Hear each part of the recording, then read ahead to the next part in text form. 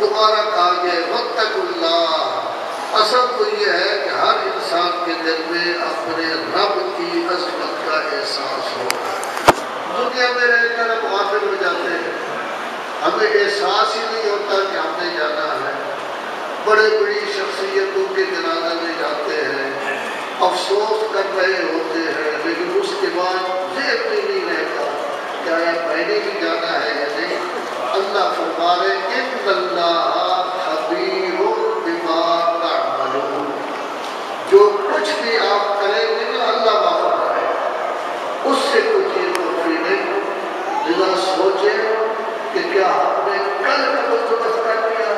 اب دوسری سائڈ وَلَا تَكُونُوا كَالَّذِينَ نَسُوا اللَّهَ فَأَنسَاهُمْ أَنفُسَهُمْ. 28 ان لوگوں کی طرح نہ ہو جاؤ جو اللہ کو بھول گئے ہیں.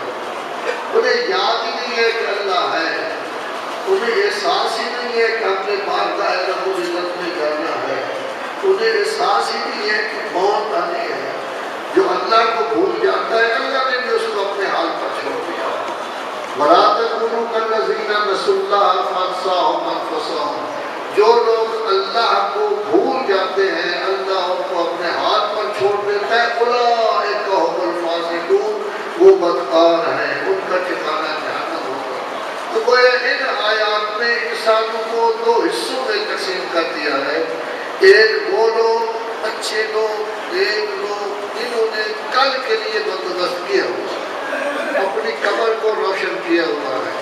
دوسری طرف وہ لوگ جو اللہ کو بھول گئے ہیں، انہیں احساس تک نہیں. ان کی قبر تاریک ہے، ان کی قبر میں اندھیرا ہے، ان کی قبر میں اشراف الارض ہوں گے. ہر انسان کو سوچنا چاہیے کہ آیا پہلا کام ٹھیک ہے کہ انسان اپنا بندوبست کر لے، یہ دوسرا کام کہ اللہ ہی کو بھول جائے. شروعات پڑے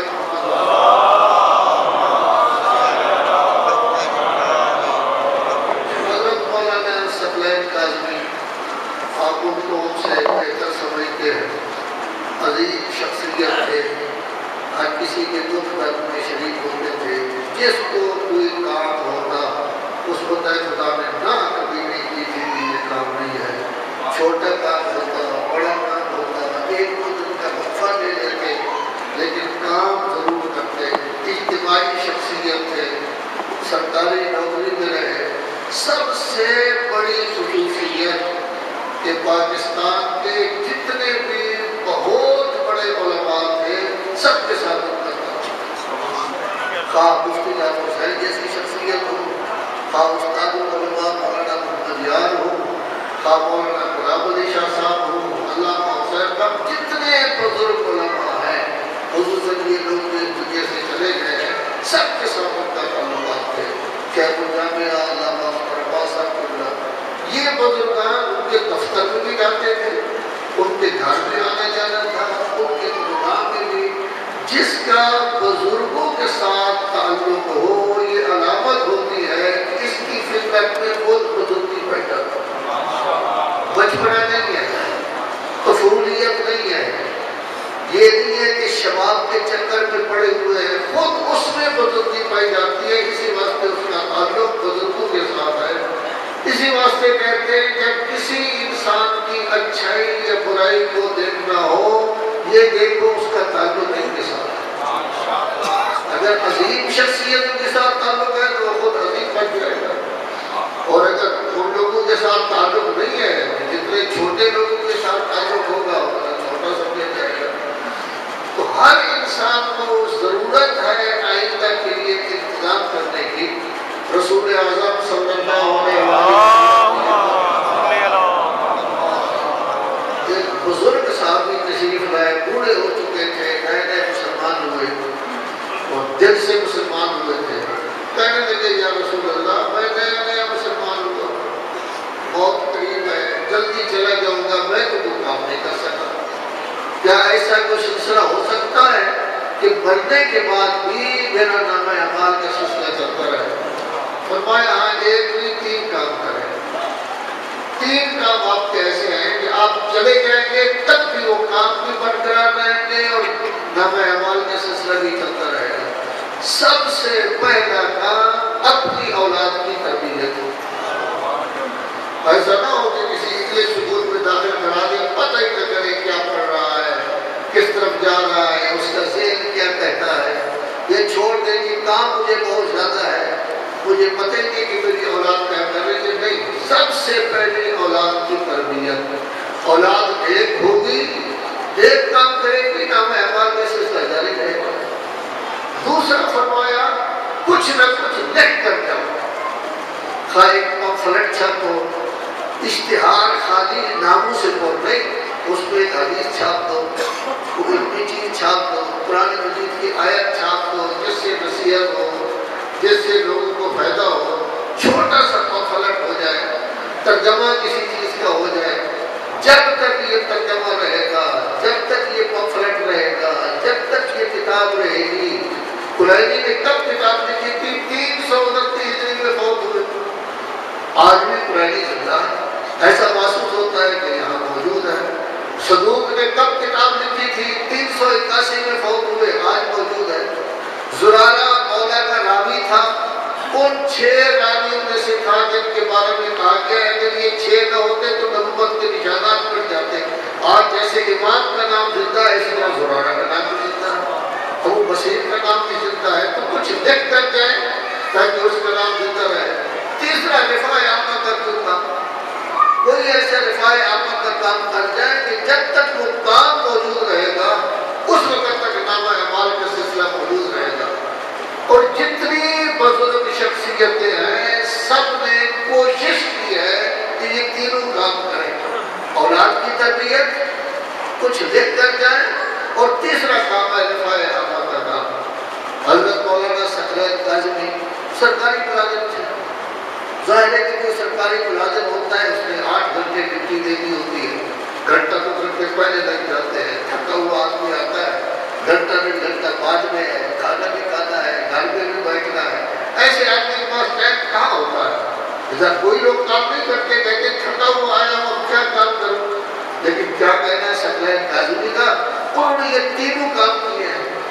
سب سے پہلے اولاد کی تربیت، ابھی آپ نے دیکھا کہ ان کا بیٹا عالم دین ہے، وہ اس وقت پڑھ رہا ہے، تکمیل کے برائے میں ہے، باقی بیٹے بھی نیک ہیں، مقدس ہیں، پرہیزگار ہیں، ان کے مشن پر چلنے والے ہیں، ان کے لیے کام کرتے رہیں گے۔ جب تک یہ کام جاری رہے گا اس وقت تک نامہ اعمال کا سلسلہ جاری رہے گا۔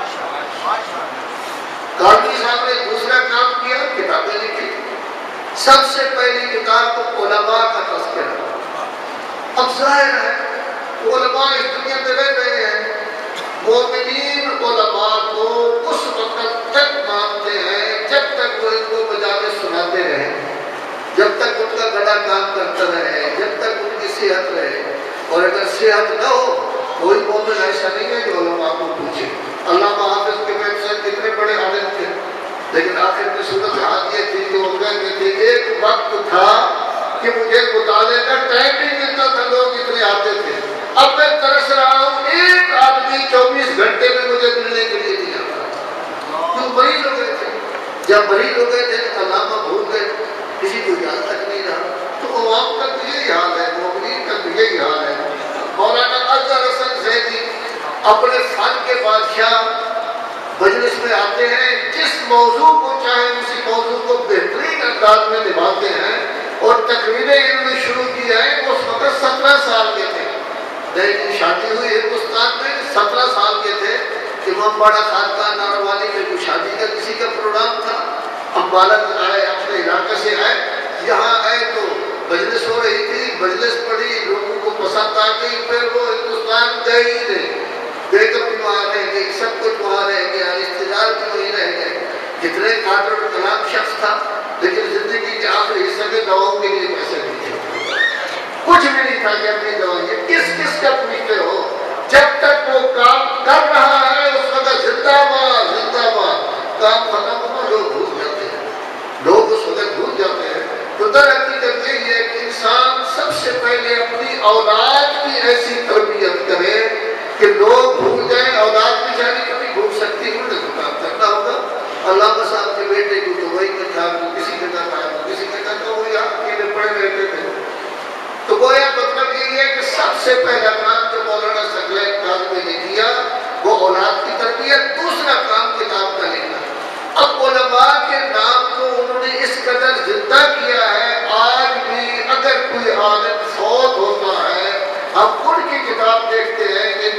پیدائش کب ہوئی ہم بھی جانتے ہیں لوگوں کو، لیکن ہر چیز یاد نہیں ہوتی. ان کی ولادت کب ہوئی، کہاں پڑھتے رہے، کس مدرسہ میں پڑھتے رہے، کیا کام کیا ہے. گویا یہ پہلا شخص ہے پاکستان کی سرزمین پر جس نے علماء کے نام کو زندہ کیا. اور علماء بھی بعض ایسے ہیں جو 7ویں صدی میں یہاں آئے تھے، پاکستان کی سرزمین پر آئے تھے، ان کا نام بھی موجود ہے، جوانوں کے نام بھی موجود ہے. اور اگر سب کے نام دیکھے جائے تو 1000 سے زیادہ علماء بنتے ہیں جن کے نام کو یہ بہت بڑا کام تھا. آج تک کسی نے علماء کے بارے میں کوئی کتاب نہیں لکھی تھی. البتہ ان کی کتاب کے بعد مولانا مرتضیٰ حسین صاحب صدر الفاضل نے بھی کتاب لکھی، لیکن وہ بعد میں کتاب آئی ہے. سعید اختر رضوی صاحب نے بھی کتاب لکھی لیکن وہ بعد میں آئی ہے. یہ سب سے پہلے شخص ہیں سرزمین پاکستان کے رہنے والے جنہوں نے علماء کے نام کو زندہ کیا. اب ظاہر ہے کہ علماء کے نام کو زندہ کیا، طلباء کے نام کو زندہ کیا، ان کے نام لکھے. جب تک یہ علماء رہیں گے تب تک بھی ان کا نام زندہ رہے گا. وہ تبلیغ کرتے رہیں گے، ان کو ثواب ملتا رہے گا. طلباء عالم بن کر آ گئے، جتنا کام وہ کرتے رہیں گے جیسے ان کو ثواب ملے گا اسی طرح ثواب تقریب آدمی کو ملتا رہے گا. اور تیسرا کام کیا ہے؟ رفاع عامہ کے کام. وہ تو آپ بہتر جانتے ہیں کون سا رفاع عامہ کا کام تھا جس میں وہ حصہ نہیں لیتے تھے.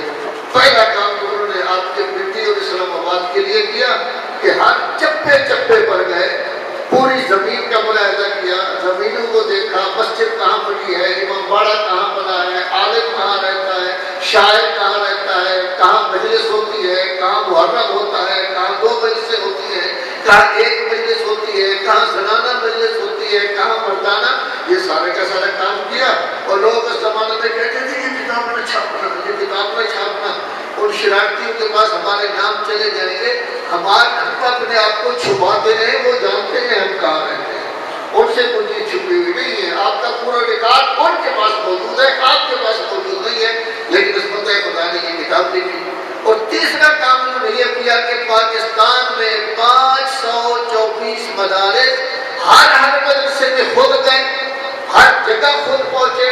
جس کا فاتحہ پڑھا اس کا بھی ذکر کیا، جس عالم سے ملاقات کی اس کا بھی ذکر کیا، تمام مدارس کا تعارف کرایا. کاش ہمارے مومنین کو یہ خیال ہو کہ چلو 1200 1300 1400 صفحے کی کتاب ہم اپنے گھر میں رکھ لیں، ہمیں پتہ تو چلے کہ کس کس جگہ مدرسہ ہے.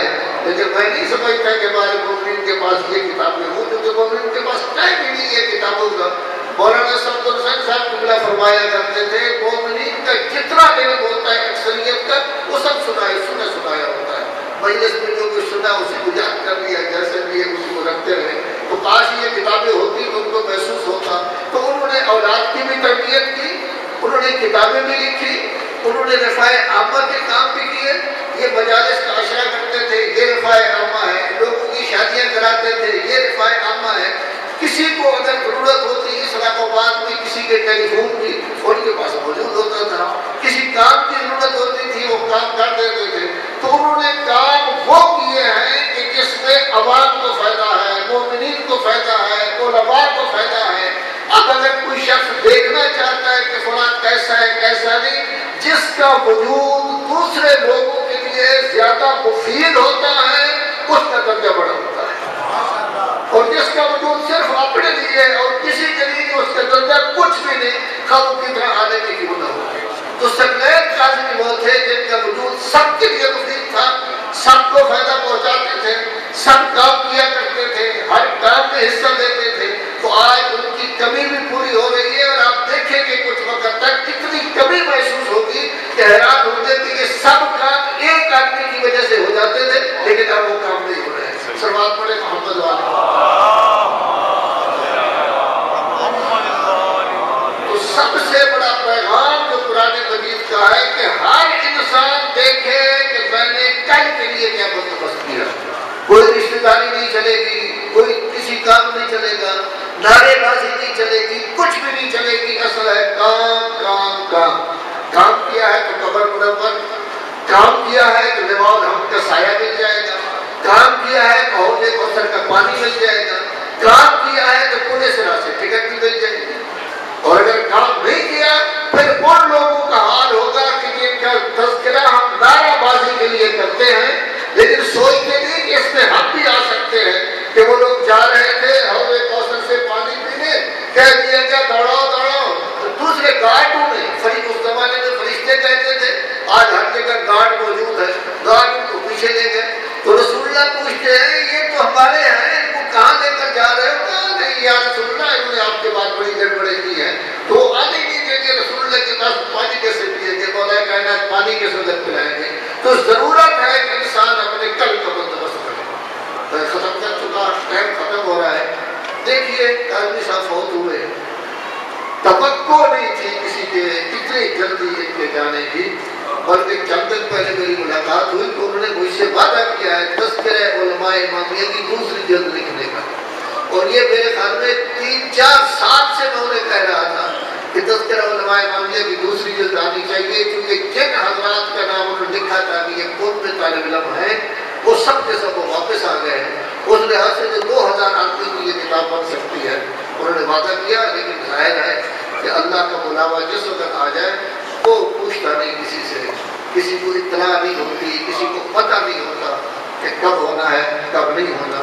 ہمیں جس وقت اطلاع ملی ہم اس وقت ملک سے باہر تھے، اور جب ہمیں اطلاع ملی ہے نا ان کے جنازے کی ٹیلی فون کے ذریعے خبر دی گئی، اس وقت مشق میں تھا میں، اطلاع ہوئی کہ بہت بڑا جنازہ ہوا، اور کہا گیا کہ تاریخ اسلام آباد پنڈی میں آج تک اتنا بڑا جنازہ نہیں اٹھا جتنا جنازہ یہ اٹھا ہے۔ کہ لوگ شرکا تھے انہوں نے ہمیں اطلاع دی، اس وقت اتفاقاً میں حرم کی طرف جا رہا تھا جس جگہ میرا کیمپ تھا، تو ٹیلی فون میں نے سنا تو فوراً میرے دل میں خیال پیدا ہوا، ان نے کام کیا تھا، لوگ ان کو جانتے تھے، اہل سنت ان کو جانتے تھے، اہل تشیع جانتے تھے، دفاع عامہ کے کام کرنے والے تھے، اجتماعی شخصیت تھے۔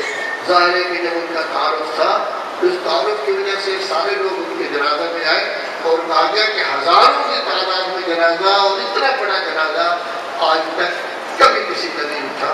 اسی وقت میرے دل میں خیال پیدا ہوا کہ میں حضرت امام رضا علیہ السلام کی زیارت کے لیے جا رہا ہوں۔ یہ بھی کاظمی تھے، سکلین بھی کاظمی تھے، امام رضا کے والد بھی حضرت امام موسیٰ کاظم علیہ السلام تھے۔ امام موسیٰ کاظم کو ان کا جنازہ اٹھانے والا کوئی نہیں تھا۔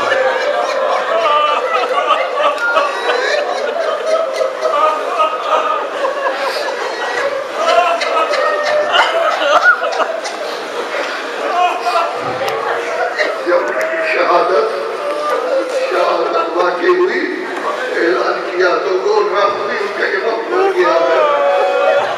میں نے ایک روایت میں پڑھا ہے کہ یہ 4 مزدوروں نے جنازہ اٹھایا تھا، پتہ نہیں وہ مسلمان بھی تھے۔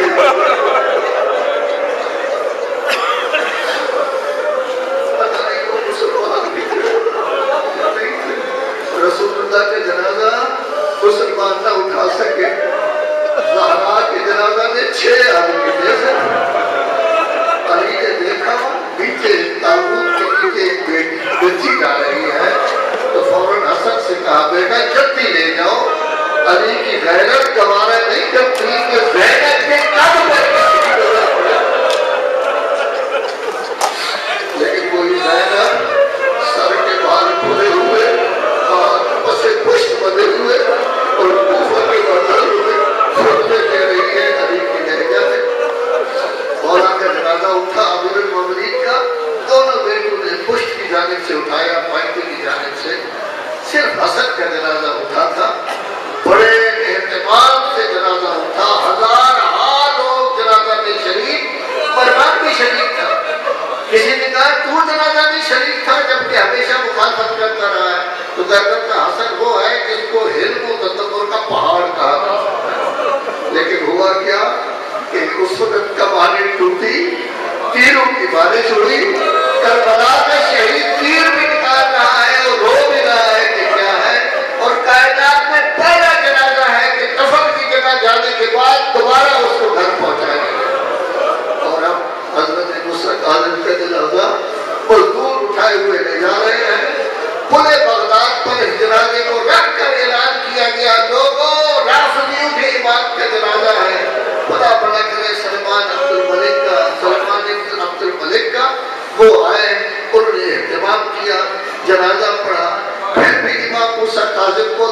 تو کر دیا گیا، لیکن ہائے حسین،